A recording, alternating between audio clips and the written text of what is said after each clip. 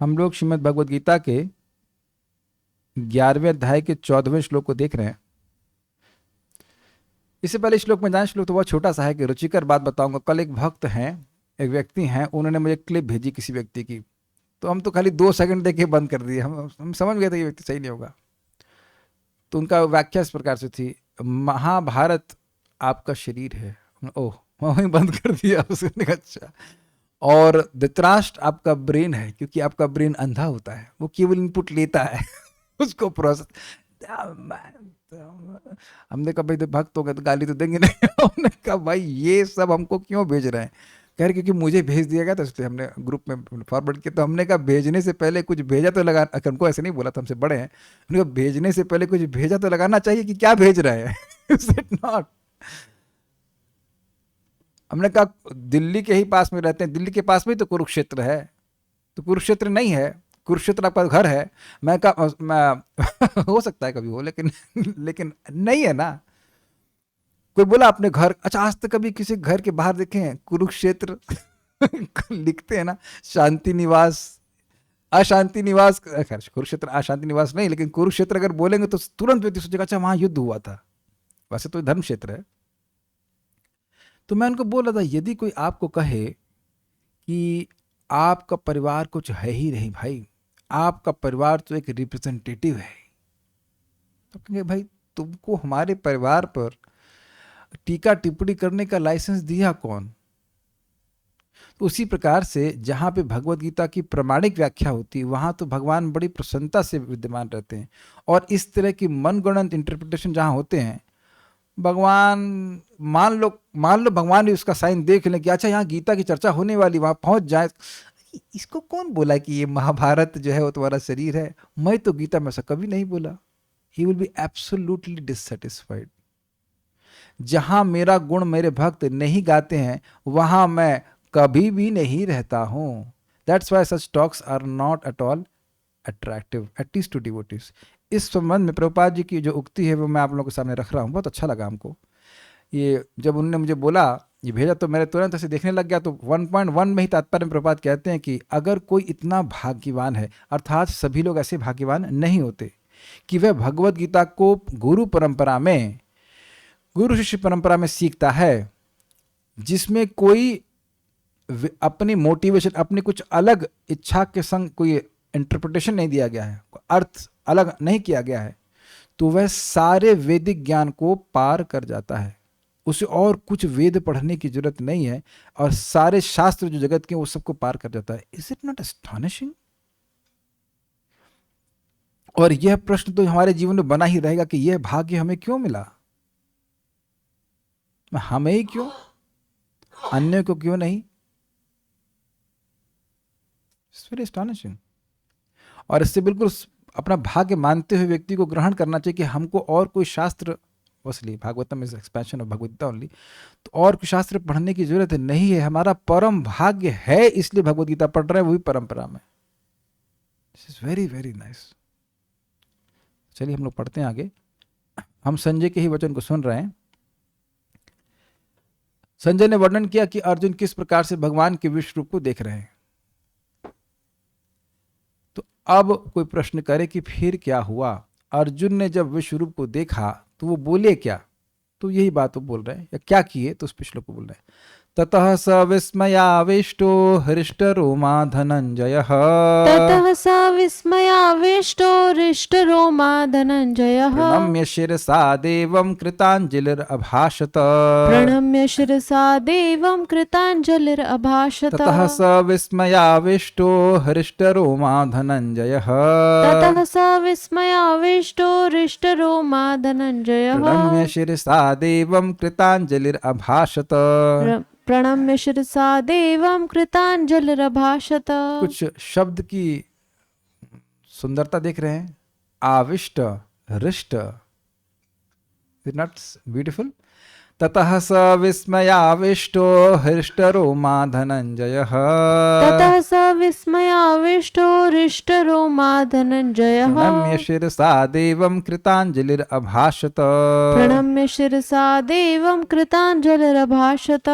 ततः स विस्मयाविष्टो हृष्टरोमा धनञ्जयः प्रणम्य शिरसा देवं कृताञ्जलिरभाषत। ततः स विस्मयाविष्टो हृष्टरोमा धनञ्जयः प्रणम्य शिरसा देवं कृताञ्जलिरभाषत। तब मोहग्रस्त एवं आश्चर्यचकित रोमांचित हुए अर्जुन ने प्रणाम करने के लिए मस्तक झुकाया और वह हाथ जोड़कर भगवान से प्रार्थना करने लगा। देखिए, ये बात हमने पहले भी बताई थी कि जो द्वारिका के पार्षद हैं उनका प्रेम किस प्रकार का है? ऐश्वर्य से ढक जाता है, ऐश्वर्य से संकुचित हो जाता है। और दृष्टांत क्या बताया गया था? दृष्टांत है घी का। तो घी में अगर सोने का सिक्का पेंदे में पड़ा है, अगर फ्रिज में रख देंगे वो जमा रहेगा तो वो नहीं दिखेगा, लेकिन अगर हीट मिलती है थोड़ी सी तो वह पिघल जाता है और वह सिक्का दिखने लगता है। तो भगवान अपना ऐश्वर्य प्रस्तुत करते हैं, तो ये जो उनका घी है, मतलब घी रूपी स्नेह है, वह पिघलने लगता है। अरे ये तो भगवान है। उनका जो प्रेम है वो संकुचित हो जाता है। संकोच समझ, संकोच समझते? संकोच इंग्लिश में क्या बोलेंगे? संकोच वो तो कॉन्ट्रैक्ट है, लेकिन इंग्लिश में क्या बोलते हैं संकोच को? ये संकोच कर रहे हैं। हेजिटेशन, यस, हेजिटेशन लगता है कि अरे इनके कंधे पर हम अपना पांव कैसे रखेंगे, ये हमको सारथी कैसे बना सकते हैं, ये बात है। ततः उसके बाद मतलब वह दृश्य विश्वरूप का देखने के बाद सह धनंजय, वे अर्जुन का मतलब हुआ, एक मिनट, धनंजय शब्द कहाँ था इसमें? हाँ, धनंजय, ठीक है। वे अर्जुन, कौन से अर्जुन? जिनको भगवान ने दिव्य चक्षु प्रदान किए थे, ऐसे अर्जुन, और जो धन को जीतने वाले हैं, वे अर्जुन। उसका विशेष आशय है, अभी देखते हैं। विस्मयाविष्ट, विस्मय से आविष्ट होकर, विस्मित होकर। विस्मय मतलब मुस्कान चेहरे से चली गई, आश्चर्यचकित हो गए। अब बड़ा सुंदर बातें कही गई हैं। आप लोगों ने अनुभव किया है कि धन देख करके व्यक्ति आश्चर्यचकित हो जाता है, यानी कि ऐश्वर्य देखकर।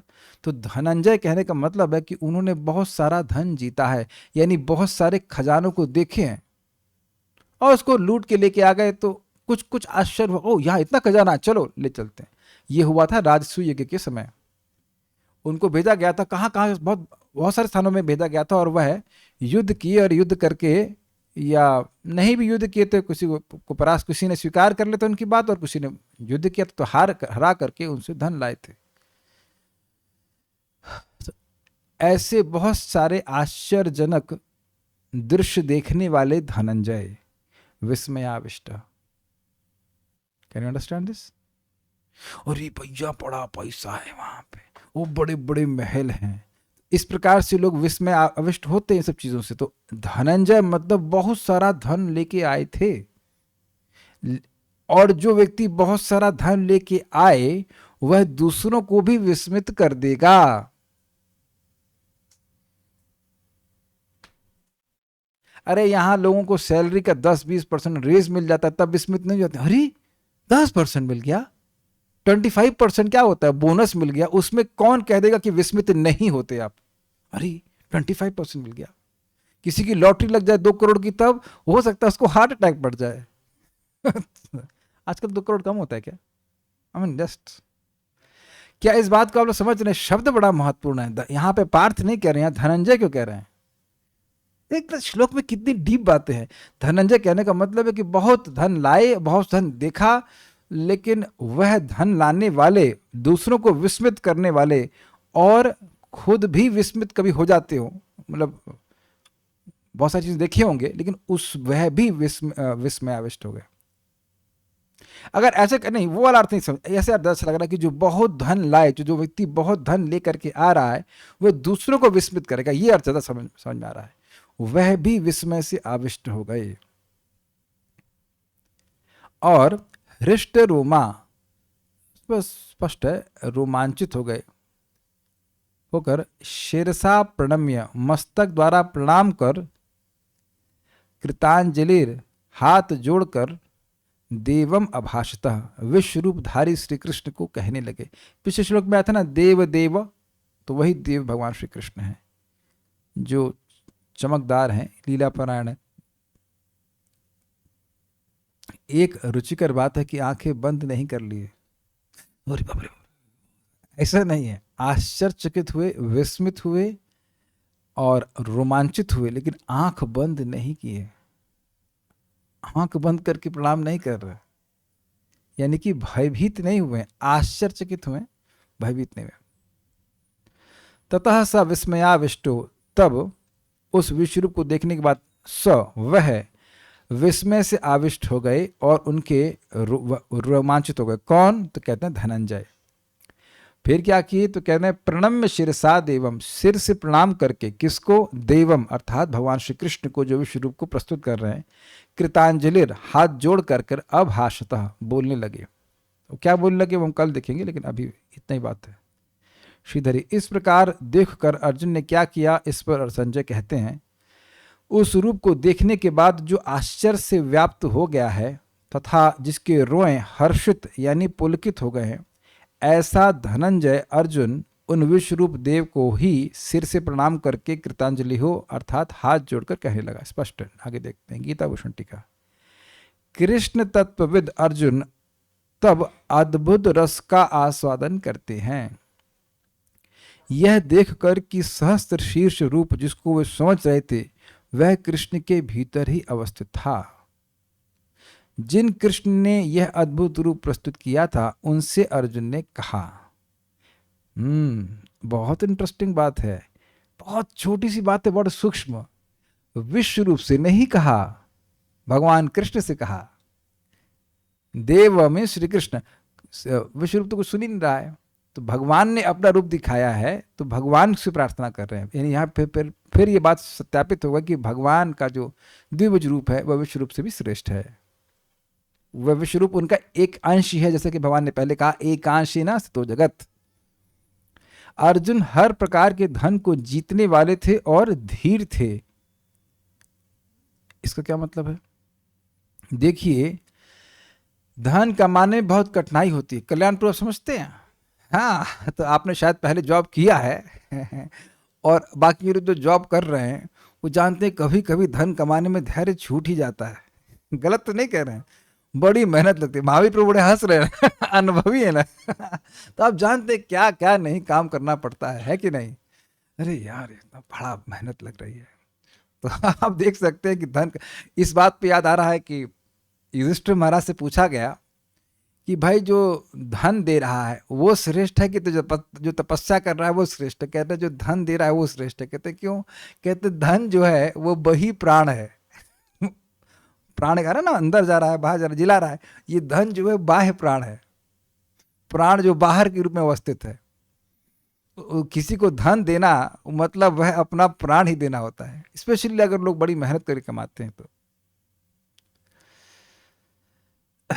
तो बात यह है कि इन्होंने जो धन अर्जित किया तो वो अब नौकरी करके तो है नहीं, वह युद्ध करके किया है। तो युद्ध में धैर्य नहीं रखना पड़ता। कहाँ कहाँ पे गए? अब मैं एक जगह भूल रहा हूँ, लेकिन नॉर्थ साइड में कहीं गए थे और वहाँ के लोगों ने बोला तुम यहाँ युद्ध मत करो, तुम्हें जो चाहिए हम दे देंगे, लेकिन युद्ध करने का सामर्थ्य हमारा यहाँ पे नहीं है। दे वर लाइक सेलेस्टियल बींग्स।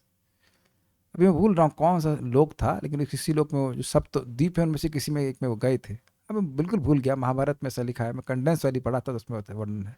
तो कहाँ कहाँ नहीं गए हैं वो युद्ध करने के लिए, तो किन किन लोगों ने उनसे युद्ध किया है, लेकिन उसमें वह विस्मित नहीं हुए। और दूसरा बात यहाँ पे स्पष्ट है, हर प्रकार के धन को जीतने वाले हैं। केवल मतलब कभी आपने देखा है कि 2-4 किलो सोना ऐसे देनी, आंखों से कभी देखे हैं 2-4 किलो सोना? इधर कोई अगर अनलेस यार सुनार और समथिंग 2-4 किलो सोना भी नहीं देखिए, और मान लीजिए भरा हो कहीं सोना, तो आपकी आंखें गोल नहीं हो जाएंगी? वाह, अब तो जिंदगी में कभी काम नहीं करना पड़ेगा, केवल एक काम करना होगा, इसको बचाने की, रक्षा करने के बारे में सोचना होगा। Is it not? बट है ऐसी बात। धन को देख करके लोग प्रभावित हो जाते हैं। तो कहने बहुत धन देखिए, विस्मित नहीं हुए और बड़े धीर थे, लेकिन यहां उसको देख करके विस्मित हो गए। परंतु वे भी विस्मय से आविष्ट हो गए और उनका शरीर पुलकित हो गया, और भगवान कृष्ण को अपना सिर पृथ्वी पर लगाते हुए प्रणाम करके वे उनसे बोले। यहाँ यह वर्णन है कि उन्होंने भय से अपनी आंखें बंद नहीं करी, अपितु अद्भुत रस को प्रकट किया। देखिए, ये 12 प्रकार के रस होते हैं, 5 मुख्य रस होते हैं, शांत, दास्य, साख्य, वात्सल्य और माधुर्य। तो इनका स्थायी भाव क्या है? अर्जुन का साख्य। लेकिन अब इसके अलावा 7 गौण रस होते हैं। तो उसमें एक अद्भुत रस है, एक रौद्र रस है, एक भयानक रस है, एक वीर रस है, ऐसे करके अलग अलग रस हैं। जैसे कि भीष्मदेव भी दास्य रस के भक्त हैं, लेकिन जब भगवान से युद्ध कर रहे हैं तो वीर रस का आस्वादन करना है। तो ये जो रस है अर्जुन का, वो स्थायी भाव है, उनका साख्य रस है, लेकिन उसमें वह अद्भुत रस का अनुभव कर रहे हैं। क्या अद्भुत है? अरे ये सहस्त्र शीर्ष पुरुष मेरे मित्र कृष्ण के विस्तार हैं। This was creating astonishment in him. और मैं यह पहले भी बता चुका हूं कि देखिए, सभी रसों का आधार आश्चर्य ही है। ये सब लोग समझ पाते हैं मैं कुछ बोल रहा हूं ये बात, या कठिन हो रहा है समझने में? आज आपने जो सुबह ब्रेकफास्ट खाया वो अच्छा था कि बुरा था, या वाव था? किसी का वाव था क्या? कुछ लोग बोल रहे वाव था। तो वाव जैसे आपने कहा तो मतलब क्या, बहुत अच्छा आपको स्वाद लगा तब आप बोले वाव? एक बात कह रहे नहीं खाया अभी, वाह यू आर वेरी अस्टैनिशिंग। आप इतने तपस्वी, तो मेरे को आश्चर्य हो रहा है। अरे वाह, अभी मेरे को मन में लगा कि भाई 11 बज गया, अभी भी खाना नहीं बना है। कौन से घर में रहते हैं, क्या तिहाड़ जेल में रह रहे हैं? मुझे भी आश्चर्य हुआ, 11:15 बजे ब्रेकफास्ट भी नहीं मिला। देखिए मेरे मन में आश्चर्य हुआ कि नहीं? क्या 11:15 बजे हो, 11:15 बज गया है, गीता क्लास हो रही है और अब खाने को नहीं मिला? आप इस बात को पकड़िए, अगर आश्चर्य नहीं होगा तो कोई रस नहीं आएगा।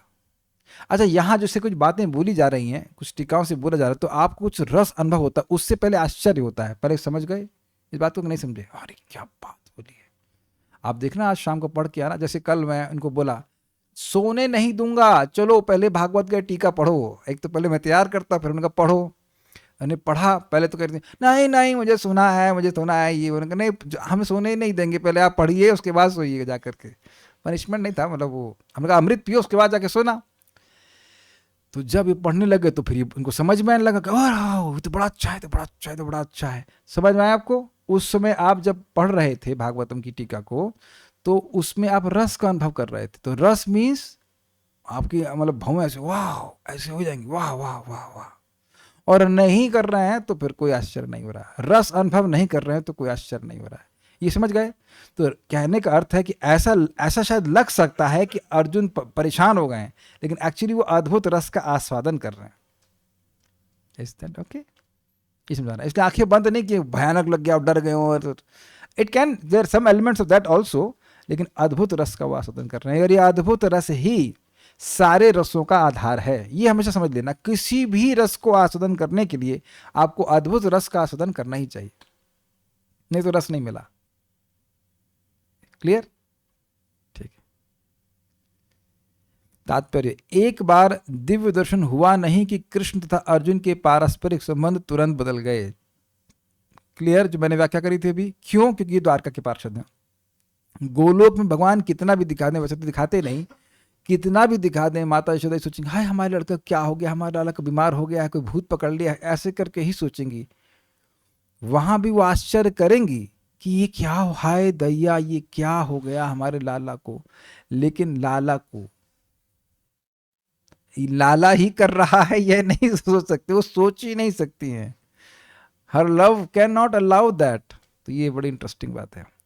अभी तक कृष्ण तथा अर्जुन में मैत्री संबंध था, किंतु दर्शन होते ही अर्जुन अत्यंत आदर पूर्वक प्रणाम कर रहा है और हाथ जोड़कर कृष्ण से प्रार्थना कर रहा है। वह उनके विश्वरूप की प्रशंसा कर रहा है, प्रार्थना कर रहा है भगवान से, प्रशंसा कर रहा है विश्वरूप की। बहुत ध्यान से सुनना होगा। इस प्रकार अर्जुन का संबंध मित्रता का न रहकर आश्चर्य का बन जाता है। इस समय, केवल इस समय, क्योंकि इस युद्ध के, इस कथा के बाद, दैट मीन्स 18वें अध्याय में जब भगवान अर्जुन भगवान को बोलेंगे करिष्ये वचनम तवा, मैं आपकी आज्ञा के अनुसार करूंगा, फिर बाद में भगवान से एक्सपेक्ट करेंगे कि वो उनकी आज्ञा के अनुसार कार्य करें, सारथी बन जाए। Do you accept? अर्जुन ने बोला कि करिष्ये वचनम तवा, मैं आपकी आज्ञा के अनुसार करूंगा, मेरा मोह नष्ट हो गया है, अब मैं समझ गया हूं कि मुझे आपकी आज्ञा के अनुसार कार्य करना चाहिए। तो क्या आज्ञा है? आज्ञा यह है कि कृष्ण सारथी बने और अर्जुन रथी बनकर युद्ध करें। तो आज्ञा पालन कौन करेगा? Is it not amazing? भगवान करेंगे और फिर दोस्त बन गए, फिर दोस्त बन गए।